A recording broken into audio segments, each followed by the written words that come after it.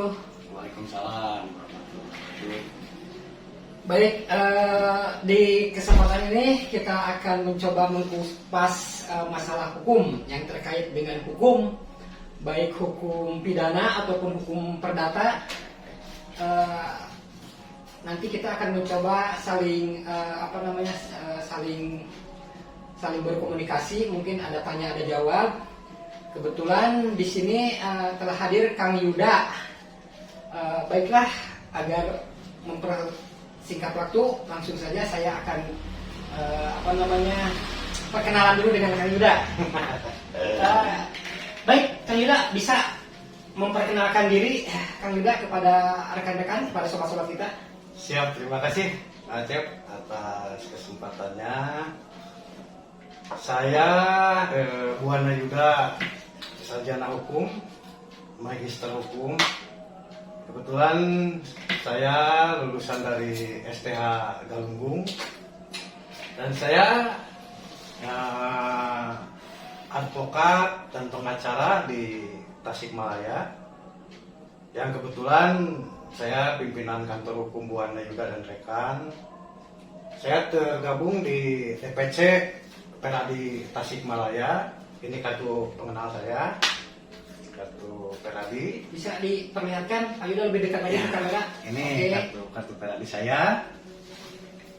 Dan saya sudah menangani menjalani profesi ini sekitar ya 6 tahun yang lalu. 5 atau 6 tahun yang lalu ya, Kang Yuda. Ya. Oke, mungkin demikian. Jadi saya sekarang sedang berhadapan dengan Kang Yuda SHM MH ya. Magister hukum. Kang Yuda, nama lengkapnya adalah Buana Yuda SHMA. MH. Ya, magister hukum. Magister hukum. Mungkin itu bocoran sedikit lah masalah embel di belakangnya gitu ya. Jadi sekali lagi sekarang saya akan mencoba mengupas masalah hukum dengan Kang Yuda yang mungkin sedikitnya lebih paham atau justru yang memahami ya tentang hukum. Makanya di sini kita akan coba kupas tentang hukum. Perkenalan barusan sudah kita kenalkan. Lalu mungkin saya akan beranjak kepada pertanyaan. Ini Kang Yuda kan sudah 6 tahunan ya bergelut di bidang hukum ya, khususnya di dalam organisasi advokat ya. Nah, apa saja nih Kang Yuda kasus apa saja yang sudah ditangani? Salah satunya lah yang membuat Kang Yuda kasus ini benar-benar terkesan gitu Pak. Kasus apa nih yang kira-kira yang Kang Yuda sudah pernah tangani? Terima kasih Kang Acep. Jadi perlu disampaikan juga ya Kang Acep, kita bikin konten ini sifatnya bukan untuk menggurui. Betul. Bukan untuk menggurui, tapi kita untuk mengedukasi ke masyarakat ya, terutama yang awam hukum. Betul. Jadi bukan berarti saya udah pakarnya hukum, masih banyak ahli hukum yang lainnya. Cuma kebetulan bidang akademis yang saya geluti masalah hukum. Jadi kita ini bukan menggurui, sekali lagi ya, bukan menggurui. Kita juga santai kan, santai, relax, obrolan biasa lah. Gitu ya. Obrolan biasa tapi bermutu daripada nggak gosip gitu. Itu yang kita harapkan Pak Cep. Ya, dilanjut Kang Yuda. Ya, jadi gini Kang Cep, saya kalau perkara alhamdulillah sampai sekarang juga masih banyak yang saya tangani. Cuma kembali ke pertanyaan Kang Acep tadi, masalah penanganan perkara yang paling berkesan. Nah, kebetulan waktu tahun 2018 kalau nggak salah. 2018 berarti 3 tahun yang lalu ya. 2018 kebetulan bulan September saya dapat kuasa dari Ibu Ainur Rohimah. Ainur Rohimah. Kaget tuh nggak Ainur Rohimah? Ainur Rohimah tuh warga Tasik kan? Oh bukan Acep. Warga mana kan? Ainur Rohimah itu public figure lah. Pabrik Pidul Ainul. Oh, Mbak Inul mungkin. Nah, itu Kang Acep juga tahu tuh. Mbak Inul. Ya, alhamdulillah saya dapat kepercayaan dari Bunda Inul. Kebetulan panggilan akrab saya ke Mbak Inul itu kan Bunda ya. Iya, Inul yang selebriti Iya, kan? iya yang penyanyi dangdut itu. Oke, lanjut kan. Kebetulan ya ini kalau surat kuasanya ini saya perlihatkan, surat kuasa pendampingannya ke kantor saya. Ini tanda tangan asli Mbak Inul ini nih, tanda tangan asli Inul, ya. Kasusnya tidak saya paparkan di sini karena saya terbentur sama kode etik. Sebentar kan. Ya. Untuk Mbak Inul, kayaknya maaf nih kita dikasihkan betul nggak nih? Kang Yuda pernah menangani kasus. Oh boleh, boleh. Mudah-mudahan Mbak Inul nonton ya. Boleh klarifikasi aja. Klarifikasi gitu. Ini identitas Mbak Inulnya, ini KTP-nya, ini kartu keluarganya ada di saya. Nah, gitu ya. Oke. Itu salah satu yang paling berkesan. Jadi saya dapat kepercayaan. Ya, seorang artis bisa dikatakan artis papan atas lah gitu. Dan sampai saat ini saya masih terjalin komunikasi dengan baik. Sampai sekarang. Dengan beliau. Mungkin saya juga nanti ada perkara-perkara lain yang akan ditangani sama beliau gitu. Oke. Ya. Jadi mungkin Kang Yuda ini pernah menangani kasus Mbak Inul selebritis ya, bukan Mbak Inul siapa. Jadi boleh nanti mungkin Mbak Inul siapa suaminya yang berkumis itu? Oh, Mas Adam.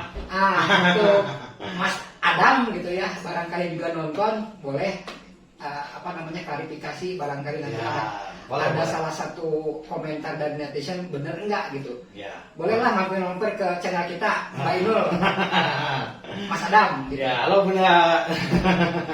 Oke, luar biasa. Jadi untuk sekelas Kang Yuda ya, pengacara daerah mungkin ya, pengacara daerah lokal gitu bisa mengatasi kasus Mbak Inul yang notabene artis gitu loh. Ya, alhamdulillah. Mudah-mudahan setelah menangani kasusnya, selanjutnya juga akan terjalin komunikasi yang selanjutnya mungkin akan berujung ke persaudaraan. Amin. Oke, setelah itu mungkin saya ada lagi pertanyaan nih, Kang Yuda. Siap, Mas. Definisi hukum gitu loh, ya, tentang definisi hukum. Nah, bisa dijelaskan apa dari definisi hukum tersebut? Gitu? Boleh. Jadi gini Kang Cep, kita pisahkan dulu ya, karena negara kita itu kan luas Kang Cep, terdiri dari beberapa suku. Jadi di sini ada yang namanya norma dan ada yang namanya hukum itu sendiri. Ya, kalau norma itu kebiasaan suatu adat tertentu di daerah tertentu, gitu. Tapi tidak tertulis, tidak tertulis. Betul. Nah, cuma masyarakat di sana sudah menjunjung tinggi ada gitu ya. Jadi sangat mematuhi norma tersebut. Iya. Gitu. Karena itu kan turun temurun dari nenek moyangnya. Betul. Seperti contoh kita kan ada suku Baduy, ada di Kampung Naga juga. Kampung Naga daerah kita ya. Tasikmalaya Garut. Nah, itu punya norma-norma sendiri. Betul. Gitu. Nah, adapun definisi hukum itu, kalau hukum itu kumpulan peraturan. Banyak sih itu kan ada versi dari beberapa ahli hukum yang punya masing-masing punya definisi. Betul. Nah, akhirnya ini kesimpulannya aja bahwa definisi hukum itu kumpulan peraturan yang berlaku di masyarakat umum yang sifatnya memaksa, berisikan keharusan dan larangan. Nah, yang sudah disepakati dan terbiasa tertulis, dan kalau kita langgar itu ada sanksi. Gitu. Sama dengan norma, ada sanksi juga, norma juga. Coba sanksinya sanksi sosial. Sanksi sosial gitu. Gitu Kang Acep, kalau secara garis besarnya lah gitu ya. Oke. Jadi begitu sobat. Jadi ternyata definisi hukum itu memang ada hukum yang secara tertulis, atau mungkin yang kita biasa secara pengertian orang-orang awam itu yang berhubungan dengan pengadilan mungkin ya. Ya. Dengan pengadilan yang kita kadang-kadang kita suka mendengar masalah sorry sobat kamera satu mati. Jadi kita fokus kamera satu ini aja. Ya, Kang Yuda ya. Siap. Jadi kemudian yang diuraikan oleh Kang Yuda, jadi definisi itu ada memang definisi hukum secara negara, ada juga definisi hukum secara adat kebiasaan di wilayah tertentu. Ya. Jadi kita harus menjunjung tinggi kalau kita sudah memasuki wilayah tersebut, maka kita pakai hukum adat tersebut. Ya. Itu di luar walaupun tidak terlepas dari hukum negara juga ya. Tapi lebih kepada menghargai, menghormati, bahkan mematuhi hukum adat tersebut. Ya. Kalau kita sudah memasuki wilayah daerah tersebut mungkin gitu ya. Benar, seperti ada keistimewaan di Provinsi Aceh ya. Aceh, oke. Nah, di Aceh itu berlakukan itu hukum Islam. Hukum syariat Islam. Betul. Itu kan. Jadi di sana itu kalau misalnya ada tindak pidana seperti pencurian itu kan yang dilakukan hukum cambuk. Betul. Jadi KUHP kita itu dikesampingkan gitu. Nanti kita bahas di episode selanjutnya ya. Masalah penyampingan KUHP itu kan ada lex spesialis kan. Betul. Itu. Baik Kang Yuda, mungkin itu bocoran sedikit Ya. tentang definisi dari hukum Definisi tersebut hukum. gitu ya. Ya. Maaf saudara, saya masih lihat contekan karena kan secara pengetahuan saya belum memahami, jadi saya coba tadi buat dulu contekan lah sedikit lah biar pertanyaan-pertanyaan itu lebih bisa dipahami, lebih mengarah. Ya. Gitu. Nah setelah barusan diuraikan secara sedikit lah gitu ya tentang definisi hukum, maka hukum apa sih sebetulnya yang dipakai di Indonesia itu gitu kan? Hukum yang berlaku di negara kita tuh, hukum Indonesia tuh hukum apa atau bersumber dari mana gitu? Mungkin bisa dipahami pertanyaan saya. Ya, gitu bisa ya. Kang Acep. Ya. Nah jadi hukum yang berlaku di Indonesia tuh hukum apa, sumbernya dari mana? Mungkin ya apa yang berkaitan dengan pertanyaan saya aja lah, tolong dijelaskan gitu Kang. Ya, boleh Kang Acep. Jadi di kita itu secara garis besar itu kan ada dua, hukum pidana dan perdata. Iya. Kalau hukum pidana itu sifatnya itu antara masyarakat dengan perorangan. Perorangan. Betul. Hukum pidana itu kan hukum publik ya. Hukum publik itu yang lebih kita kenal hukum positif gitu kan. Nah, kalau perdata itu sifatnya privat, antar orang per orang. Iya. Antar orang per orang. Itu hukum perdata ya, Acep. Apa saja nih yang termasuk hukum pidana? Nah, kalau pidana itu yang bersifat umum itu seperti pencurian, ya pemerkosaan, pembunuhan itu yang sering terjadi di masyarakat ya. Iya. Yang sering terjadi kan penganiayaan gitu kan, itu masuk ke pidana. Dan di hukum pidana tersebut itu juga dibagi lagi Pak Acep. Jadi Kang Acep di sana itu ada yang namanya delik aduan, atau pidana umum. Sebentar Kang Yuda. Ya. Apa yang dimaksud delik aduan? Nah, kalau yang dimasuk dengan disebut dengan delik aduan itu, jadi sifatnya ada pihak yang dirugikan. Iya. Dan itu harus melaporkan kejadian tersebut. Gitu. Iya. Kalau tidak ada laporan, polisi tidak bisa memproses. Gitu, tidak bisa memproses. Pengertian orang awam itu kudu aya laporan heula lamun Ya. kasus keuna. Nah, itu delik aduan. Nah, kita harus lapor ke mana? Ke polisi. Polisi tetap ke kepolisian. Ya itu bisa di polsek, bisa di polres, bisa di polda juga. Gitu. Nah, mungkin Kang Acep kan bertanya-tanya nih, apa aja yang termasuk delik aduan nih? Gitu kan? Betul. Nah, yang termasuk delik aduan itu diantaranya ya, Pak Acep ya, Kang Acep. Diantaranya itu perzinahan, terus pencurian dalam keluarga, itu delik aduan masuknya. Kenapa itu delik aduan? Karena itu harus ada korban yang lapor. Iya. Contoh kasus sekarang pencurian dalam keluarga. anak misalnya mencuri sepeda motor bapaknya. Iya. Nah, kalau tidak ada laporan dari bapaknya, itu polisi tidak bisa memproses. Gitu. Kalaupun bapaknya melaporkan, baru polisi bisa bergerak.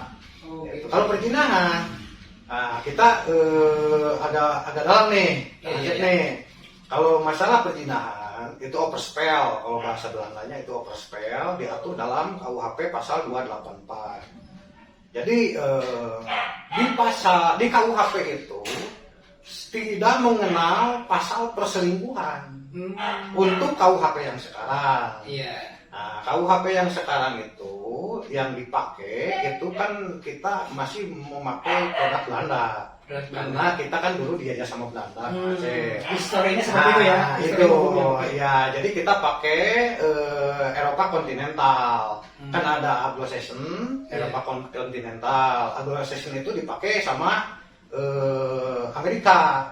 Amerika Latin pakai Anglo-Saxon. Kalau kita berkiblat ke Eropa kontinental. Gitu. Nah, jadi di sana untuk perzinahan itu 284 di penjelasan pasal. Jadi di KUHP itu yang biasa saya pakai itu KUHP R. Susilo ya. Pengarangnya itu R. Susilo. Kebetulan beliau itu kalau nggak salah pensiunan polisi juga. R. Susilo itu yang dipakai KUHP pada umumnya penyidik atau pengacara pakai itu. Kenapa? Banyak. Kenapa? Karena lebih jelas. Kang Acep, di sana itu ada kalau penjelasan pasal-pasal itu bahasa Belandanya itu memori pantuliting. Memori pantuliting itu artinya penjelasan pasal-pasal. Jadi di sana dijelaskan Kang Acep yang masuk atau yang bisa dijerat sama pasal itu.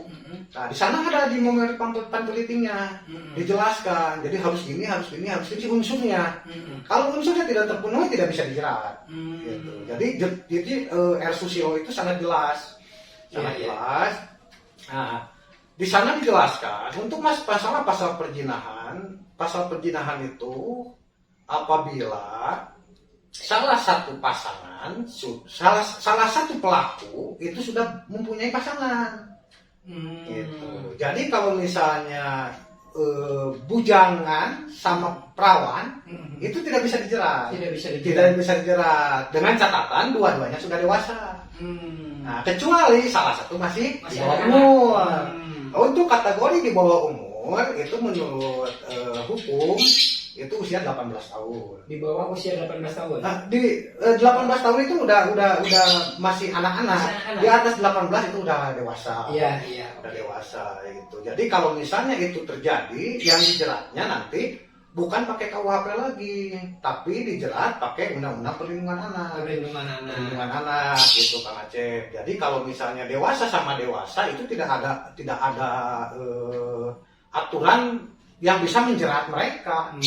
Seperti kita di masyarakat ada yang namanya kumpul kebo ya. Kumpul kebo itu kan sudah bukan rahasia umum lah, fenomena yang udah biasa kan. Iya, betul. Tidak bisa dijerat itu kalau pelakunya dewasa sama dewasa dan tidak mempunyai pasangan.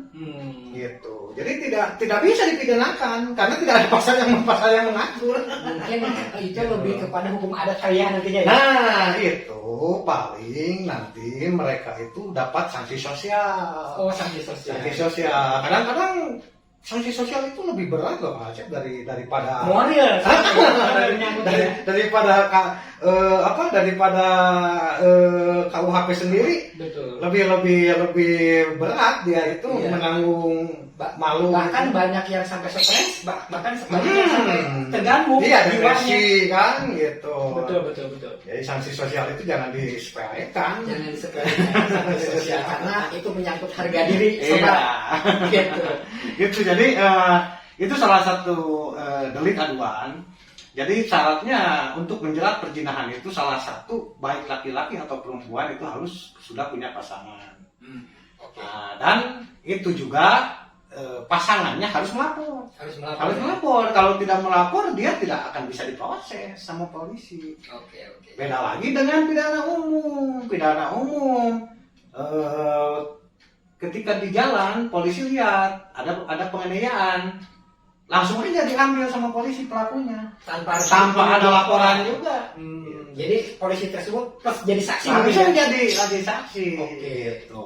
Oke. Langsung diambil gitu. Itu pidana umum gitu. Bedanya dengan delik aduan. Iya, iya. Nah, itu udah kebayang ya Kang Cep ya? Agak kebayang, agak terbuka. Jadi kalau kita melihat ada perkelahian, ada pencurian di jalan, itu bisa langsung dikasuskan ya. Iya, Tanpa harus ada laporan ya. Tanpa harus ada laporan. Kalau misalnya seperti polisi di jalan, dia melihat ada pencurian motor misalnya, ditangkap sama massa, bawa aja langsung sama polisi. Iya, tidak usah ada laporan dari korban. Ya langsung kita serahkan ke Langsung. polisi bahwa ini sudah terjadi Nah. permasalahan yang seperti itu. Iya, Kang Acep. Terus yang uniknya itu kalau misalnya delik aduan, Kang Acep, selama perkara tersebut belum disidangkan, masih dalam tahap penyidikan di kepolisian ataupun sudah limpah ke kejaksaan tapi belum disidangkan, itu bisa dicabut Kang Acep. Bisa dicabut, jadi bisa berhenti perkaranya. Dihentikan langsung. Jadi atas permintaan si pelapor. Jadi pelapor nanti kalau misalnya dia berubah pikiran, seperti kita ambil contoh kasus perzinahan tadi ya. Iya, iya. Kalau perzinahan kita tidak bisa melaporkan Kang Acep karena misalnya si suami istri, terus si suaminya misalnya berzina dengan perempuan ya. Iya. Nah si istri tersebut tidak bisa melaporkan perempuan tersebut. Kenapa? Karena yang dinamakan jinah itu berarti kan ada lawan. Iya. Acep.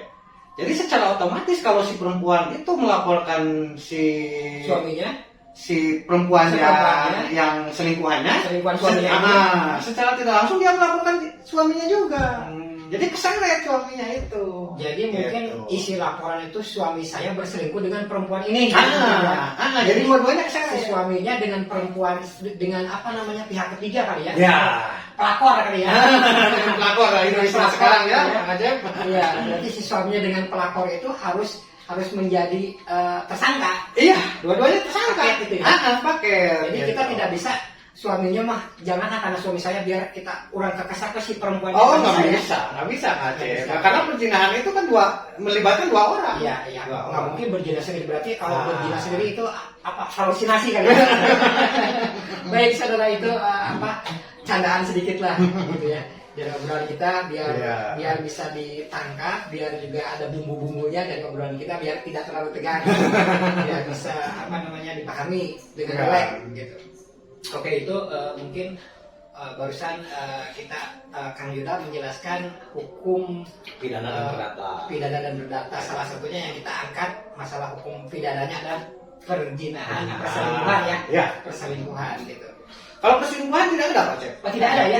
Tidak ada aturan pasal manapun yang mengatur tentang perselingkuhan. Oh, walaupun perzinahan itu masuk ke dalam perselingkuhan Iya, kategorinya ya. iya. Tapi tetap bunyi pasalnya itu perzinahan. Perzinahan, Nah, ya. di 284 itu. 284 itu. Jadi perzinahan. di kesan yang ditangkap oleh masyarakat itu lebih menakutkan Iya. untuk si pelaku. Iya. Karena perselingkuhan dengan perzinahan itu derajatnya itu lebih buruk perzinahan. Ya, Jadi kesan yang ditangkap ya dari Iya. segi sosialnya ya ya. di tengah-tengah masyarakat itu lebih buruk gitu, saudara. Dan perzinahan itu Kang Acep paling sulit untuk membuktikan. Paling sulit untuk membuktikan karena Secara hukum. karena di pasal 184 KUHP itu mengaturkan alat bukti itu ada 5, Kang Acep ya. Iya. Alat bukti itu ada 5. Nah, di sini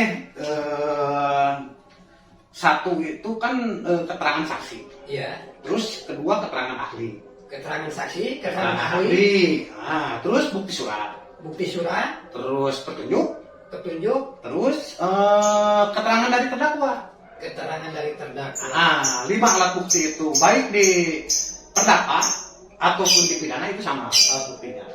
Apakah kelima alat bukti itu harus lengkap untuk Koreksi bisa Kang Acep. Jadi untuk perdata maksud saya sama 5. 5 ya? Nah, 5 alat bukti sama. Ini kita bahas pidana dulu ya. Pidana, oke. Kalau pidana itu yang barusan saya sebut itu 5 alat bukti. 5 alat bukti. Untuk menaikkan proses ke penyidikan itu minimal harus terpenuhi 2 alat bukti. Oh. 2 alat bukti Kang Jadi Acep. untuk diproses secara hukumnya Tidak harus 5-5-nya Kang betul. Acep. Tidak Jadi harus. secara hukum 2 dari 5 alat bukti itu sudah cukup. Cukup. Yang penting 2 alat bukti itu terpenuhi, unsurnya terpenuhi, Iya. itu udah bisa naik. Oke, Bisa oke. naik gitu Kang Acep. Dan itu tugas bapak-bapak kepolisian, penyidik ya. Iya. Dalam hal ini di reskrim untuk mencari alat bukti. Oke. Itu Kang Acep. Jadi apa namanya? Syarat untuk menjadi syarat salah satu kasus untuk menjadi atau untuk dijerat dari segi hukumnya itu ada 5 tadi ya Alat bukti. alat buktinya dan Ya. cukup 2 alat bukti itu kita permulaan yang cukup. ya kita punya maka sudah bisa diproses secara hukum. Nah, itu Kang Acep kira-kira. Oke, sekarang saya mencoba lagi nih sejauh mana hukum harus dipahami oleh kita nih sebagai katakanlah apa ya maksudnya sejauh mana nih hukum harus saya pahami sebagai penduduk atau sebagai warga gitu ya. Enggak. Sejauh mana saya harus memahami hukum karena gini Kang Yuda, banyak sekali yang menyalahgunakan tentang hukum. Iya. Terutama kita sebagai orang yang awam seakan-akan selalu dimanfaatkan dari segi hukum. Iya.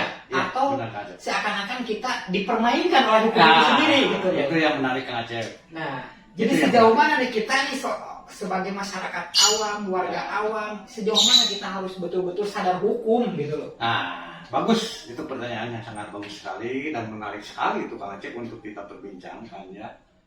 Karena kalau hukum itu sifatnya bukan ilmu pasti Kang Acep. Kalau misalnya ilmu pasti 1 tambah 1 2. Betul. Dari Indonesia sampai ke Amerika sama. Sama. 1 sampai 1 itu 2 kan. Betul. Kalau hukum yang benar bisa jadi salah, yang salah bisa jadi benar. Betul. Itulah yang terjadi fenomena di penegak hukum kita. Penegak hukum bahkan ya mungkin di dunia. Iya, gitu. Oke. Jadi karena itu kembali lagi ke pribadi masing-masing sebagai aparat penegak hukum. Ya saya juga sebagai lawyer di sini juga termasuk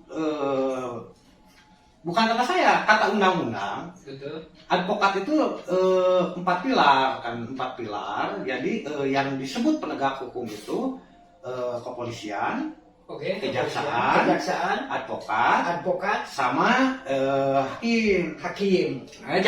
Kepolisian, kejaksaan, terus advokat, hakim. Nah, itu empat pilar. Kepolisian, kejaksaan, advokat, hakim. Itu 4 pilar penegak hukum. Penegak hukum. Nah, kalau dulu sebelum ada undang-undang advokat, undang-undang advokat itu kan tahun 2003. Iya. Nah, itu kan baru-baru ini kan. Nah, sebelum ada undang-undang advokat itu penegak hukum itu 3.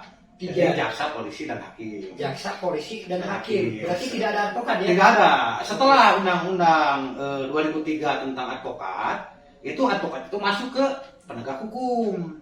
Oh, jadi Kang Yuda ini sebagai penegak hukum. Penegak hukum saya juga sama. Bukan mempermainkan hukum ya? Bukan. Harus ditegakkan hukum ya? Iya, Oke. ditegakkan dong. Oke, siap. Siap sobat. Oke. Jadi kami itu sebagai lawyer itu termasuk di penegak hukum. Penegak hukum.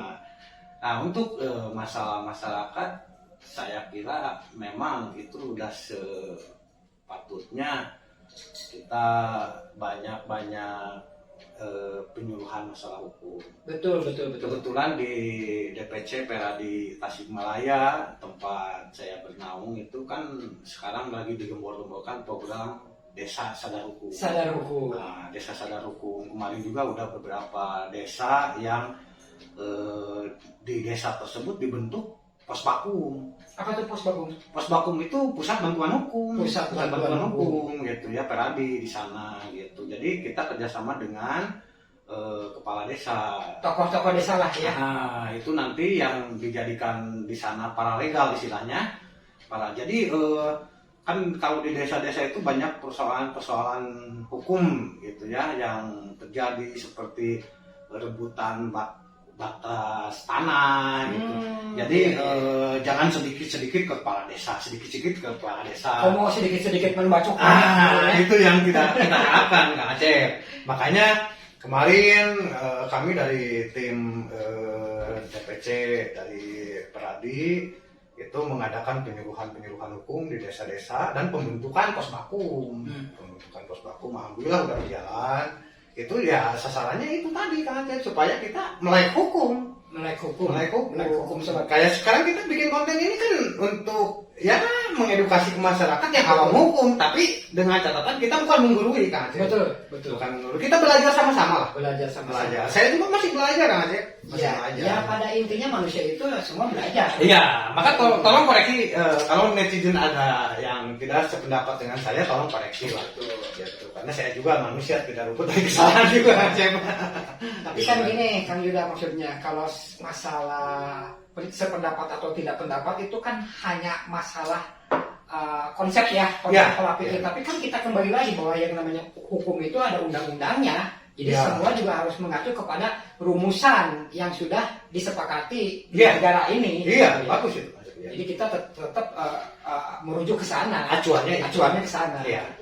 Adapun masalah perbedaan pemikiran, perbedaan pendapat itu nanti kembalinya kepada hukum adat tadi, gitu ya. Itu benar Acep. Itu mungkin sobat.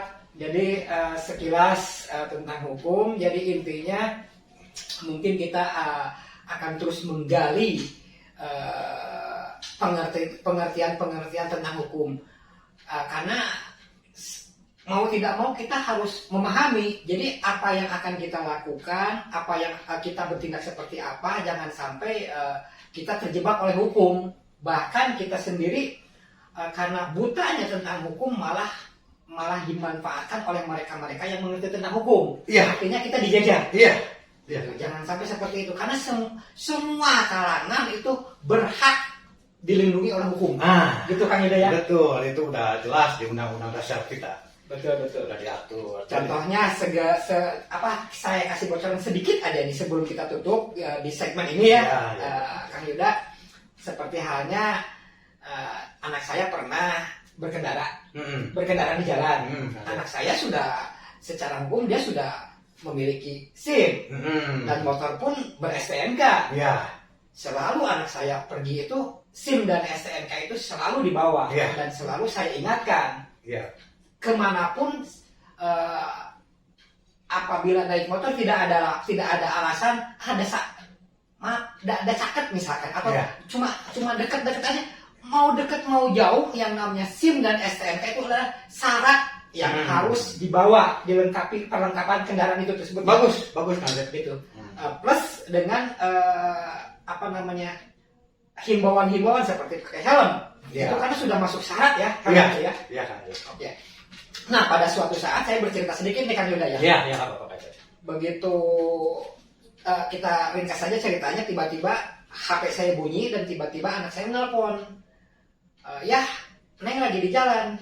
Tiba-tiba Neng lagi diberhentiin sama polisi. Apa Neng diberhentikan? Nggak tahu katanya. Terus polisi nanya apa aja? Ya nanya surat-surat, sama Neng sudah dikasih tahu surat-surat. Sudah semuanya lengkap. Terus apa yang menjadi permasalahan sekarang? Iya tetap aja Neng katanya ditilang. Kenapa? Gitu kan? Kenapa alasannya? Tanya dong dengan Pak polisinya. Gitu kan? Tanya dong, karena ada hak kita untuk bertanya, ada hak kita tahu apa pelanggaran kita. Tidak bisa semena-mena.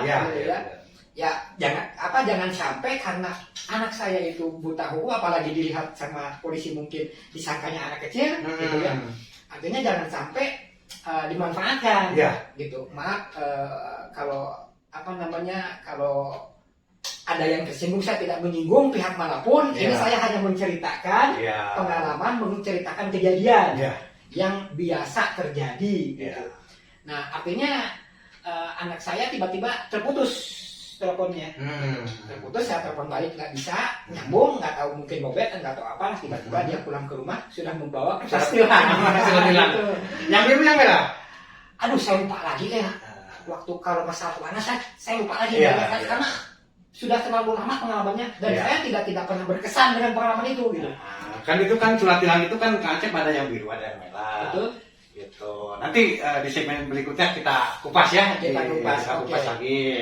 Oke. Nah gitu Kang Acep, jadi benar ya, apa yang dilakukan Kang Acep itu terhadap putrinya itu udah benar Kang Acep. Betul. Jadi untuk membangun kesadaran hukum itu berawal dari keluarga. Iya. Dari keluarga. Jadi kita didik anak kita supaya dia tuh dari usia dini itu udah paham tentang hukum. Ikut aturan lah. Iya, ikut Jadi aturan. kalau tidak ikut aturan ya ada sanksi. Tapi Tapi kalau seandainya kita sudah mengikuti aturan ternyata ada sanksi juga, nah ini yang harus kita cari tahu, gitu kan? itu benar Kang Acep. Betul. Gitu. Jadi Kang Acep ini ya, saya juga tertarik di bidang hukum itu karena kita itu kan kalau misalnya ada telepon ke rumah, yang ditakutkan itu dua, Kang Acep. Iya, iya. Pertama dari rumah sakit, kedua dari kantor polisi. Nah. Itu kan, itu pasti ujung-ujungnya berurusan ribet, ribet itu urusannya. Gitu. Jadi kalau ditelepon sama pihak rumah sakit, Ya. kalau nggak dari kepolisian, Kepolisian. ya, itu langsung kan, wah kalau bahasa Sunda nggak gebok ya udah kayak daun ya gitu kan. Nah gitu makanya kita tertarik untuk belajar hukum karena saya masuk kedokteran nggak lulus. Akhirnya yang terjangkau aja gitu. Akhirnya masuk di hukum ya. Akhirnya dihukum. Masuk di hukum. Nah, minimal salah satu kita kuasai gitu kan. Di kesehatannya tidak saya kuasai, ya di hukumnya kita kuasai gitu kan. Mudah-mudahan dilanjutkan di kesehatan sama anak-anak. Amin, amin Acep. Jadi minimal kita kalau udah tahu hukum tidak dibodoh-bodohi lah. Betul, itu maksudnya betul. Tidak dipermainkan. Tidak dipermainkan, tidak dimanfaatkan Ya. oleh segelintir oknum-oknum. Dan kalau saya boleh bicara di sini, saya itu tertarik dengan hukum itu karena saya juga korban. Oh, pernah jadi korban dari saya hukum juga tersebut. iya. Saya dipermainkan juga sama hukum. Jadi- Keluarga saya menimpa keluarga Jadi saya bayangkan pada saat itu Kang Yuda dipermainkan oleh hukum karena tidak tahu, terus setahun kemudian ada yang kasih tahu Anda dipermainkan oleh hukum gitu ya. Iya. Kan iya Pak, tunggu engke aing Nah, sekolah. itu Itu semangat. Jadi Oke. bagus juga, jadi motivasi buat saya kan. Betul, Motivasi sampai saya selesai jadi magister hukum, saya terus gali itu. Saya Betul, terus betul. gali. Jadi jangan sampai kejadian lagi kan, Cep. Jangan sampai kejadian lagi dan justru kita akan berniat dari pengalaman itu ya, Nah. kita akan membela orang-orang yang disalahgunakan oleh hukum. Nah, itu tujuan kita gitu kan, Cep. Oke, baik para sobat netizen semuanya, segelintir kita kupas tentang hukum. Mungkin kalau seandainya sobat semua berkesan dan ingin lebih tahu tentang hukum karena hukum ini luas. Wah, luas, Mungkin oke. unlimited gitu ya. Iya. Jadi yang barusan kita bicarakan sambil bergurau, sambil bercanda, sambil santai itu mungkin baru 0,00. Wah, masih banyak aja. Gitu ya. Masih banyak yang bisa kita gali. Oke, jadi masih banyak nanti yang akan kita bicarakan yang berkaitan tentang hukum, yang berkaitan dengan etika, dengan Ya. norma, dengan budaya, mungkin Ya.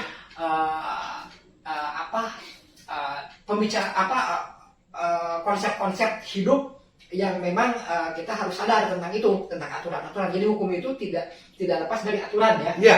Hukum itu tidak lepas dari aturan, baik dimanapun Anda berada. Dan sifatnya mengikat kan. Mengikat selama Mengikat. kita hidup itu pasti akan diikat oleh aturan.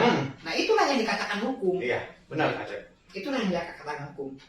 Baik para sobat, mungkin hanya karena karena waktu juga terbatas, mungkin di lain waktu, di lain kesempatan segmen nanti kita akan berbincang lagi tentang hukum dengan Kang Yuda.